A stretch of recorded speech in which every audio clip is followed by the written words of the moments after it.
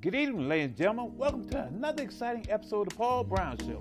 This evening, my guest will be Mr. Carlos Dwayne, and he's a recording artist, and he also has a dance studio in Charlotte. Yes, sir. How are you all doing out there? Tell the audience a little bit about yourself, Carlos. Well, my name is Carlos Barrett, but I go by the stage name of Carlos Dwayne. I do have a dance company here in Charlotte by the name of Rhythmically Inclined Dance Studio. I also have music. I go by the stage name Carlos Dwayne. You can find it on all digital music platforms. It is available. I have 2 singles available right now. So okay. I'm originally from Washington, D.C., but I've been living in Charlotte for a while. So I'm a Southern boy now. So what brought you to Charlotte?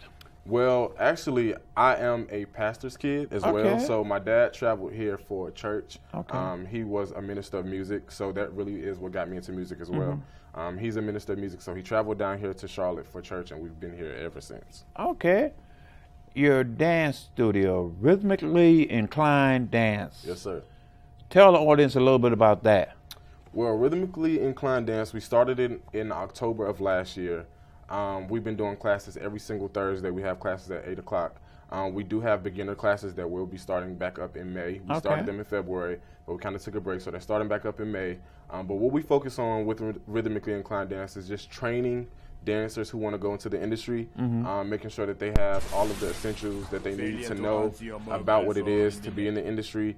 With our classes, we make sure that we train on every aspect: hip-hop, heels, jazz, contemporary. So we focus on a whole bunch of different things every single Thursday, 8 o'clock. What inspired you to want to start a dance studio? Well, I have been dancing since I was younger, so it's always been a passion of mine. But what inspired me to start the company here in Charlotte is I was living in LA for a few months, and I love the way that the people in LA have that dance culture where it's something for everybody. It's very diverse, and it trains you for what you need when it comes to the industry. And I feel like places like LA and New York and Atlanta have those things, but I don't feel like Charlotte really has those things that people are looking for when it comes to the dance industry. So I wanted to give something different here in Charlotte that people can come to and feel like I'm training for what it is that I'm trying to do without having to travel 4 hours to Atlanta or fly to New York or fly to LA, and they can just have it right here at home. At your dance studio, what should your students, what should they expect to get? Well, they should definitely expect to be have fun. That's my first motive, to have fun, but also be challenged at the same time. I want to make sure that they are being challenged and pushing themselves past what they think that they can do. So that way, when they go to these auditions and when they go to these other master classes and things like that, they're already prepared because they're used to doing that every single week. So I really just want to make sure that they have fun, they're being challenged, and they learn something. I always take a teaching moment out of class. I teach the choreography, but I take a moment just to teach about what it is when it comes to dance and different things like that. So, okay, those individuals, those young kids, and what's your age group? Well, I do adult classes for now. Not so the adults. It is. It's an adult class. Every now and then I'll open it up to kids. But right now we're going in a direction where it's just simply for adults, mainly focusing on women right now, because we have me. Wait a minute, hold up. Now, why are you just focusing on ladies? It's been open to all, but what I've learned is that my classes attract more females than they do males, and so I want to have something that's targeted towards the ladies where they can feel sexy. They can also dance hard, but they can still, do what it is that they need to do. It's me, and I also have 2 other teachers that I switch out and I rotate with every now and then, and those are 2 females as well. So we have things that really the ladies enjoy the most. So, we have wine every now and then when we do like a slow sensual class. We'll have wine for the ladies and things like that. So I'm really right now targeting the ladies until we jump that hip hop thing back up. All right. I mean, ladies, but would you turn down men from coming? No. No. I just make sure that the guys are aware that it is for those classes, certain classes when we do have them. I always promote and say, this one is open to everybody. This one is for the ladies. This one is, but when I say for the ladies, guys can still come. It's just letting them know it's going to be more feminine choreography. Okay. So, all right. So, when you see those, I mean, by that preparing to getting those the videos type things like that, you know what I'm saying?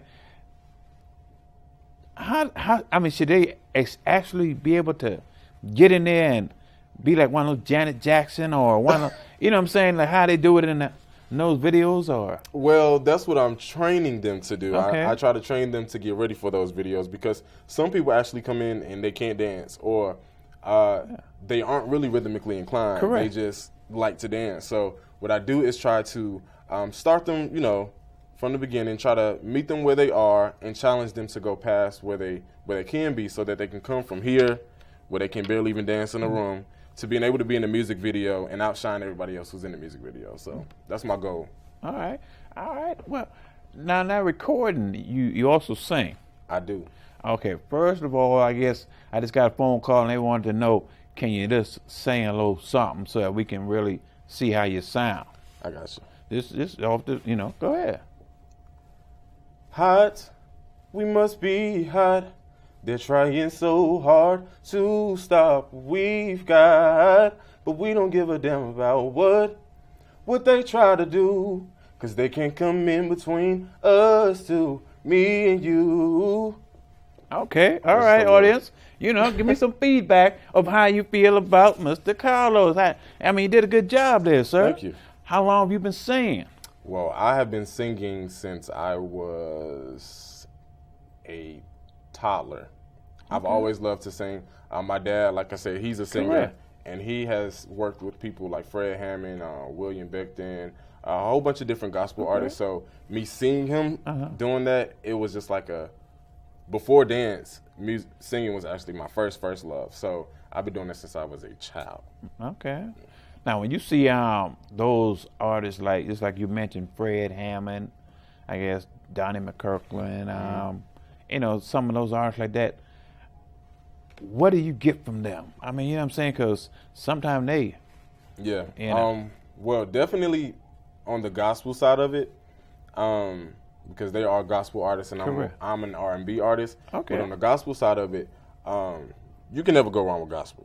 So it always encourages me as far as, you know, how uplifting they are. And even as far as, you know, with R&B, it's a whole different spectrum of music. But those runs and those vocal abilities and things like that, Correct. A lot of your favorite singers have started out in the church. Correct. So it's like to have that voice where you can belt out and you can hit those certain runs and you can do those growls that certain of those guys do in R&B and things like that. It comes from the church. So I look at people like Fred Hammond and Donnie McKirkland and my other favorite right now is Lawrence Flowers. I don't know if you heard of him, but he's a younger guy. Okay. But people like him and Dietrich Haddon, those people are like my top gospel artists, because they know how to sing, keep you engaged, and they do something where it switches up for the crowd. You know, you have a younger crowd now who you have to have a beat.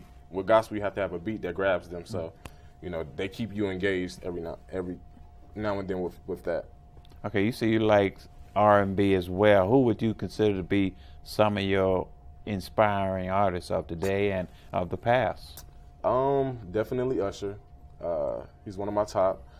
Tank is one of my vocal inspirations. John Legend, Jaheim, Avant, Carl Thomas. I'm like a 90s R&B kid. So like 90s R&B runs through my blood. So I like the artists now, like Chris Brown and August Alsina and Eric Bellinger and people like that. But that 90s R&B where they can smooth it out, you know, hit those runs, and but not too many runs where it's taking over the song. Those are my inspirations because it was good music. So correct. Now, when you see artists like you said, like Chris Brown and Usher and the late great Michael Jackson, when you see them not only sing but dance, yes, you know, how do you get into that? Well, I admire that.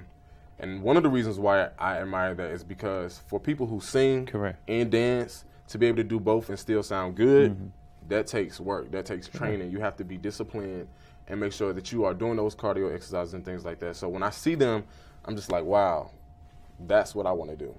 Because you can mix two passions that you have in one, and performing just takes you to a high that is like no other. So when I see them, I'm just like, people like Prince, you know, my mouth is just like, wow. So that's what I aspire to be like. Now, when you made your first video, what's the name of it, and what inspired you to make that, you know, go that way? Well, first, I want to let you all know it is on YouTube right now. It is Selfish. You can find it under Carlos Dwayne. But what inspired me to make that music video is the song has a 90s feel to it. It has like a 90s summertime feel to it. And so what I was thinking when I did the creative direction was to give the people something fun, to give them something fun and kind of take them back to those days where music videos had a story or concept. And so in the video, you know, I had a little boy who, he looks like me. Correct. It starts off with him, and he's in there, and he's going through the first verse, and it's showing, because the song is talking about, you know, you're mine, nobody else can have you. So, you know, it's talking about that. We have like a little girl and a little boy, and then it's 20 years later, it grows up, and then it's me. So it's a whole concept, and I wanted it to be something where it's not just me behind a green screen or in front of a green screen or just walking, just singing. I wanted it to be a story so people can be like, wow, I got to go back and watch that again. So when you look at it and see yourself, how does that feel? It feels great. This was my first music video. So to see something that I put out or that I've dreamed of coming to fruition and see it happening and see myself doing it, it was just an amazing feeling. And to get the feedback that I got about the video from people that I do know, because, you know, you're always going to get good feedback from people that you do know, well, sometimes. But then the people that you don't know, when you have people that you don't know supporting you and giving you that good feedback, it makes you feel even better. So it was a high. It was just amazing. On the songs that you have, do you write your songs or how to some of the audience who want to get into that writing of music, what kind of advice would you give them? So the advice that I would give you is, when it comes to songwriting, I'm the kind of person, I can't write something I don't feel. So I use my emotions, I use the things that I've been through, I use the things that I see other people go through, and I put that into the music. You know, no disrespect to any other artists, because they're great at what they do. You know, people who just make songs for the club or they make songs just for the beat. I actually want my music to make you think, make you have a feeling, or be something that you can relate to. So when I write it, you know, I'll kind of zone out for a while, and I'll use that emotion that I'm feeling in that moment, or an emotion that I did feel before, and I'll just I'll put myself back in that emotion, and I'll just write. I'll have a beat in my head, and I'll just write. And then whatever comes out, you know, I'll take it. It may take 2 or 3 days for me to complete it, because I want it to be right when I write it. But I'm usually pretty good at writing pretty fast. But it is a process where you really have to make sure that you focus. It's not going to come easy all the time, especially when you first start. But I've been writing poetry for a long time, so really music is poetry. So that's really what helps me. I know. Let's get into your family now. I know you talked about your father. How does your family feel about you as a recording artist and as a dance instructor? What's their feelings about that? Well, my family really supports me hard. Right now, it's just me, my mom, and my siblings. My dad did pass away last July, unexpectedly. So he wasn't able to see the things that are happening in my life now come about, but he actually inspired me to do those things that I'm doing now. And so my mom and my siblings are very supportive. They make sure that they're at every event that they can be at. They make sure that they're giving me that encouragement that I need, because sometimes it does get hard. And sometimes as a new artist or as a new business owner, you can feel discouraged. And so they make sure that they keep pushing me like, no, what you're doing is good. Somebody's going to notice this. Somebody's going to do this. They make sure that they're there and, you know, be a shoulder to cry on sometimes. They make sure that they're there when I need something financially when it comes to my business. They may not always be able to do it, but when I need them to, they're there. Now, I know your father, you said, was unexpected. I mean, describe how he made an impact into your life. Well, my dad was a phenomenal man. Before I was even born, my parents were together. So I grew up seeing that bond and that relationship. And so he inspired me and taught me how to be a man, taught me how to handle responsibility, taught me how to face adversity, taught me how to go for the things that I wanted to. He taught me how to make sacrifices for the things that, I really want. And so overall, I could not see myself being who I am without him. Everything that I am, he's helped me become. Even the things that he may not have always agreed with, he still supported me and showed me that he loved me.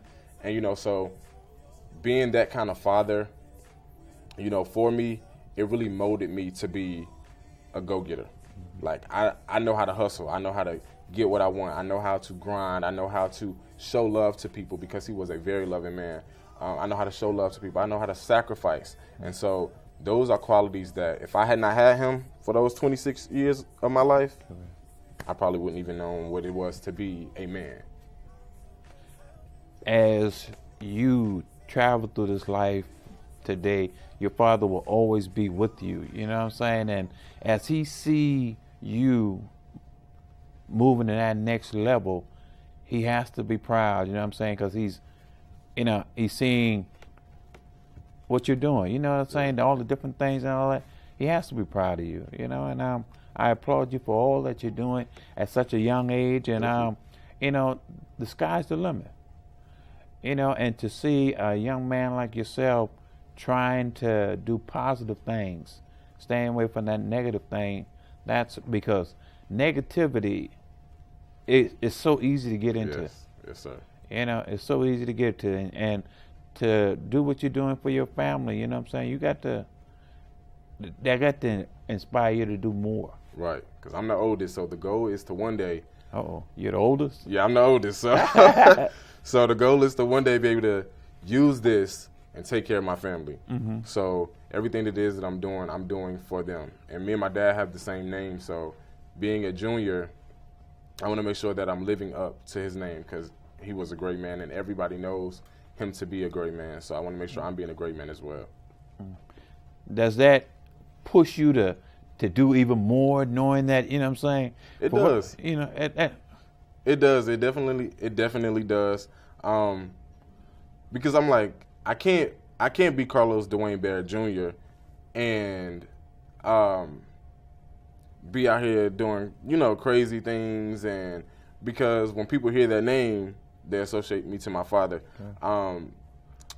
But while still keeping my own individuality, I still have to be who I am, and I still have to be myself. But I just want to make sure that, holding that name, it's almost like holding a torch. Correct. And so I want to make sure that I am holding the torch and I'm carrying it well. So I always make sure I'm staying on my P's and Q's with that. Mm-hmm. So, what advice would you give the young generation that's wanting to be a recording artist or a dance, artist? How would you?